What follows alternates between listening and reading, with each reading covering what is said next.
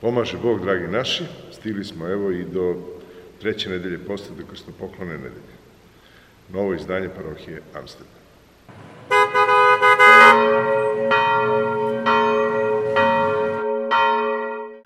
Krstopoklona nedelje, Hristos lepo kaže tamo, uzmite krst svoj i pođite za mnom. Ko hoće da se spasi, ko hoće da jeste carstvo nebesko, nek uzme svoj krst i nek pođe za Hrista. Svako ima svoj krst. Lepo se to, neko kaže, i to i kažemo nekako, svako nosi svoj krst. Međutim, u životu obično ne biva tako. Pogotovo u crkvi nam se dešava da hoće ljudi da se predimenzioniraju, da imaju, često hoće da uzmu veći krst nego što mogu da nose, onda pod njim jako umore i onda krenu tako žestoko i da poste, sad će podvig, sad će budu fenomenalni hrišćani, sad će budu mnogo dobri, sa svima će da budu ljubazni, brate, sestro, i onda se prosto umori i shvati da je to previše za njega i onda ja padne u neku drugu krajnost, pa onda počne da očajava, pa šta sam to uradio, ili to kao, sad ću da postim na vodi, ja ću da ne, malo prilike, neću ni da jedem ništa i tako ću, kako mogu Hristos, toliko 40 dana mogu i ja, Bože, prosti. I onda kao navali tako i onda posle ne znam što slučajno negde u putu, ka autobusu, ka nečemu pojede nešto što je recimo imam pojma. Krosan sa ne znam, ima neku trunku ulja ili već ne znam, oj, kuku, šta sam uradio. I onda ga dovati neki očaj. Znači, prosto promašimo, moramo da rasuđujemo koji je krst naš. Naravno, ima i druga krajnost. Hoće ljudi onako da se osjećaju hrišćani, da donese malecki krst.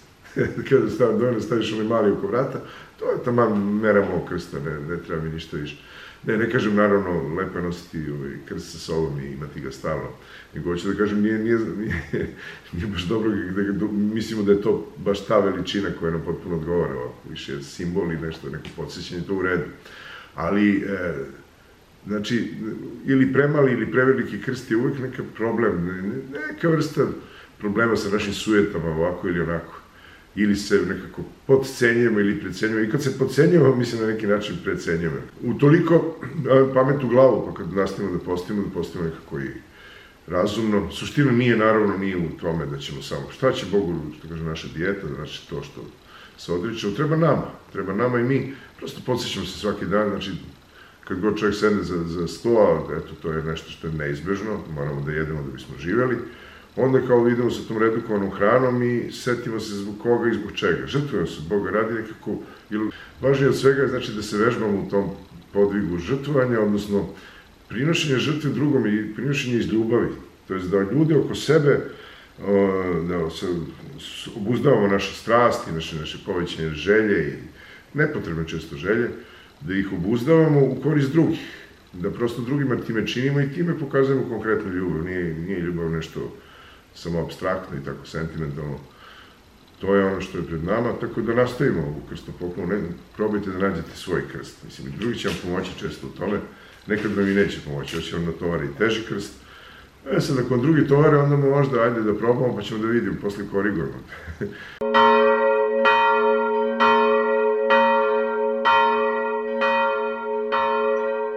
U subotu je bio bratski sastanak u Briselu.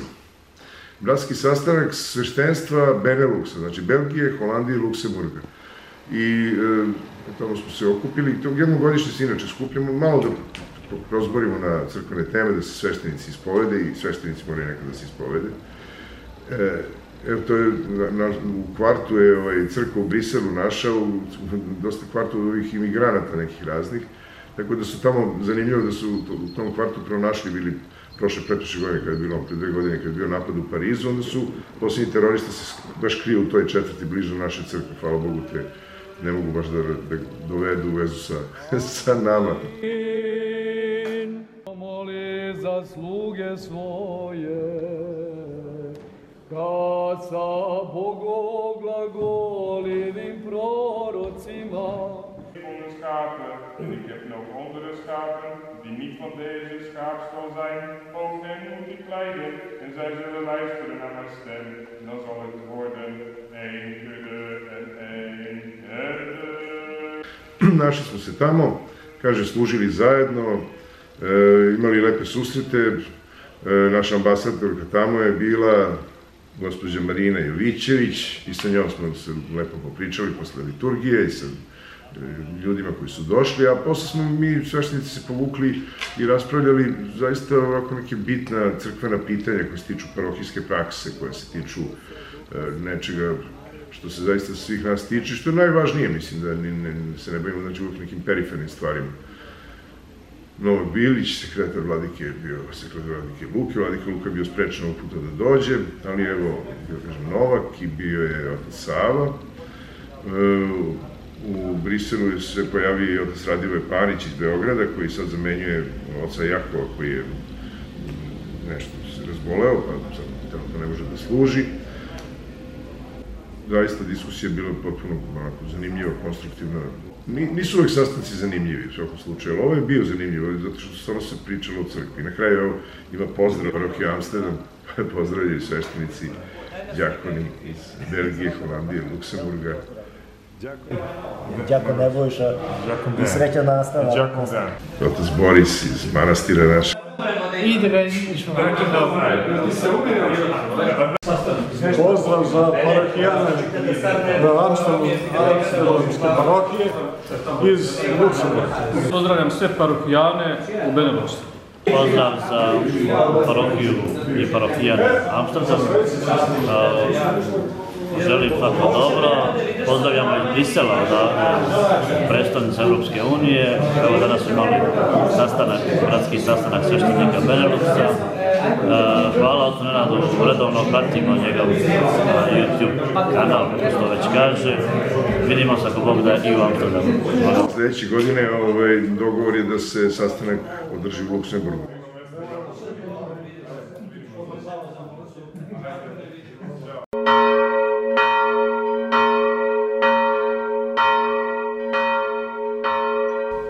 Istera iz njega svakog zlog i nečitog duha skrivenog i uknježenog u srcu njegovom.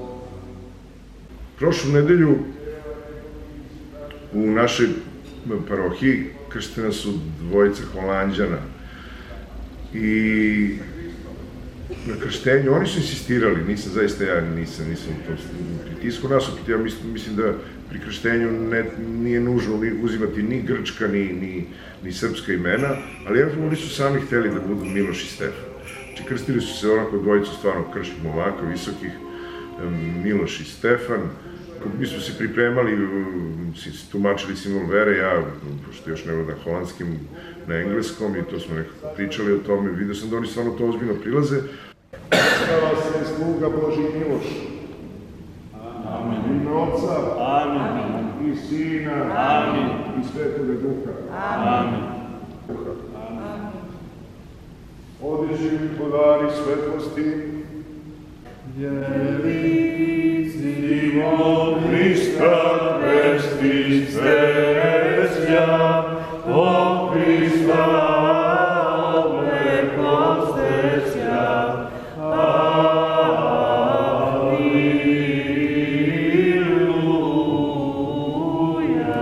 A u pozadini je jedna Milica koja je uspela očigledno da potpuno ozrači obojicu. Jedan će biti budući mladoženja, a jedan je kum njegov, ali zaista nisu forme radi uradili ovo krštenje, tako da je to stvarno veliki dan. I divno je ovako kad smo ih prihvatili kao porodicu, svi su zaista bili iskreno radosni. I prvo pričešće njihovo,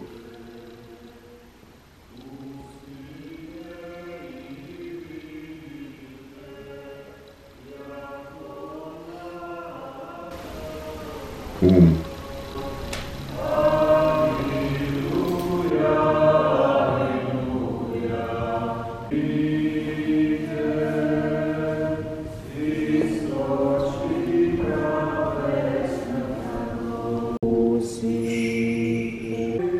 Postrizava se sluga Božji Miloš.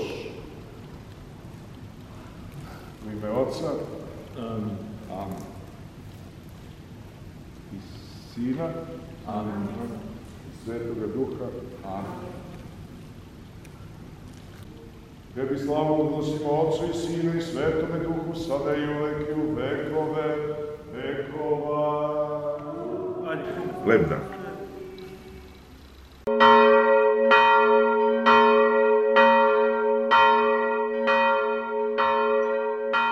dolazio u Amsterdam nisam bio svestan da u stvari imamo tu i tekako mi Srbi u Amsterdamu, u okolini, da imamo intenzivan kulturni život. U stvari, evo sad bila ovo jedna zanimljiva prilika, Mišo Piperčić, naš parohijanin, otvorio izložbu, nego u stvari imao promociju knjige, jedne knjige fotografija. Vrlo zanimljiva jedna knjiga, gde je kombinovao, znači, stare fotografije koje su sačuvali njegovi roditelji kad su odlazili iz Sarajeva, koji su poneli sa sobom, i te stare fotografije porodične upoređivao sa nekim novijim fotografijama koje je on pravio, i naravno tu su njegove neke originalne fotografije koje su duboko dočaravaju neku emociju koja se na sve te događaje u stvari kaču. Bilo je puno ljudi, bilo je i Holanđana puno, ali puno i Srba u Amsterdamu, tako da je to bila lepa prilika da se tamo sretnu.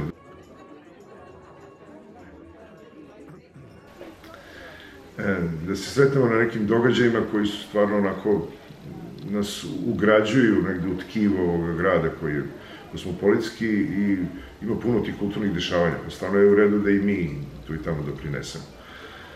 Na promociji govorio i sam Mišo, autor, govorio je dizajner, koji je vrlo zanimljiv ove knjige, inače odličan u svom poslu, i jedna prijateljica, sociolog, predavač profesor na sociologiji u Utrehtu, koja je to ovako pristupila celoj toj knjizi, vrlo emotivno u stvari, prosto je, očigledno je dirnulo. Knjiga se zove Jednom kad smo bili srećni. Prilike ima taj neka malo nostalgični moment, ta vremena i bile, a opet ima i neku suptilnu ironiju, znači nije onako da kaže čovjek na prvu loptu da može da se istumači, nego je stvarno knjiga koju vredi onako gledati, više liči na neki dokumentarni film, nije onako klasična kao knjiga, fotografija, nego stvarno liči na nekakav dobar film, dokumentar.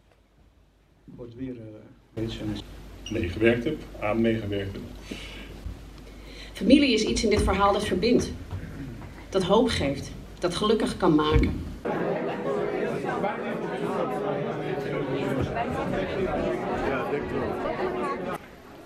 Vrlo emotivno i vrlo uzbudljivo.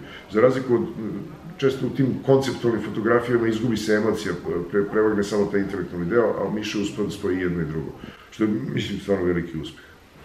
Još uvijek traje jedan ciklus, jedna turneja koncerata dirigenta Julije Šćepanovića sa Horom za balkansku muziku, posvećen koncert muzici bivše Jugoslavije.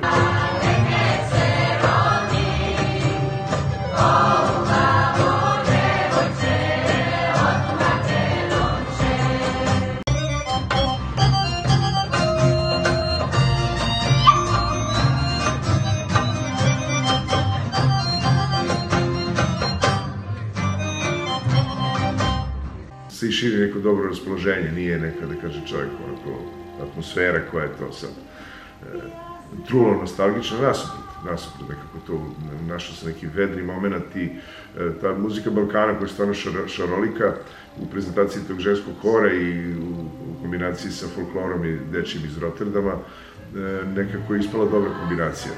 Koncerti se nastavljaju, pa kad vidite da je u vašem gradu.